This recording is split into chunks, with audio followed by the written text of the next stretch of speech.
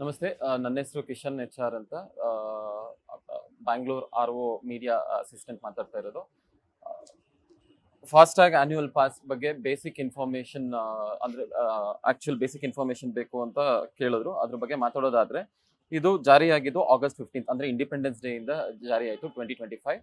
ಹಾಗೆ ಇದನ್ನ ಯಾವ ತರ ನಾವು ಇನ್ಸ್ಟಾಲ್ ಮಾಡ್ಕೊಬೇಕು, ಇದನ್ನ ಎಲ್ಲಿ ನಾವು ಪಡೆದುಕೊಳ್ಳಬಹುದು ಅಂತಂದ್ರೆ NHA ವೆಬ್ಸೈಟ್ ಮೂಲಕ ನಾವು ಇದಕ್ಕೆ ಲಾಗಿನ್ ಆಗ್ಬೋದು, ಅಥವಾ ರಾಜ್ಮಾರ್ಗ್ ಯಾತ್ರಾ ಅಂತ ಆಪ್ ಸ್ಟೋರ್ ಅಥವಾ ಪ್ಲೇ ಸ್ಟೋರ್ ಅಲ್ಲಿ, ಮೊಬೈಲ್ ಪ್ಲೇ ಸ್ಟೋರ್ ಅಲ್ಲಿ ಈ ಅಪ್ಲಿಕೇಶನ್ ಡೌನ್ಲೋಡ್ ಮಾಡ್ಕೊಂಡು ನಮ್ಮ ಗಾಡಿ ರಿಜಿಸ್ಟ್ರೇಷನ್ ನಂಬರ್ ಹಾಕಿ ಅಲ್ಲಿ ಪ್ರೋಸೆಸ್ ಇರುತ್ತೆ, ಅದನ್ನ ನಾವು ಕ್ಲೀನ್ ಆಗಿ ಫಾಲೋ ಮಾಡ್ಕೊಂಡು ರಿಜಿಸ್ಟರ್ ಆಗ್ಬೋದು.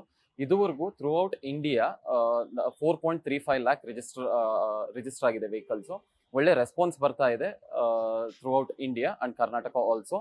ಅಂಡ್ ಇದ್ರ ಬಗ್ಗೆ, ಈ ಫಾಸ್ಟ್ಯಾಗ್ ಬಗ್ಗೆ ಮಾತಾಡೋದಾದ್ರೆ, ಇದರಲ್ಲಿ ನಾವು ಈ ಫಾಸ್ಟ್ಯಾಗ್ ಆನ್ಯುವಲ್ ಪಾಸ್ ಬಂದು 3000 ರುಪೀಸ್ ಇರುತ್ತೆ. ಇದರಿಂದ ಇದಕ್ಕೆ ಒಂದ್ಸತಿ ರಿಜಿಸ್ಟರ್ ಆದ್ಮೇಲೆ ವಿತಿನ್ 2 hours ನಮಗೆ ನೋಟಿಫಿಕೇಶನ್, ಇದು ಆಕ್ಟಿವೇಟ್ ಆಗುತ್ತೆ ಈ ಫಾಸ್ಟ್ಯಾಗ್ ಆನ್ಯುವಲ್ ಪಾಸ್.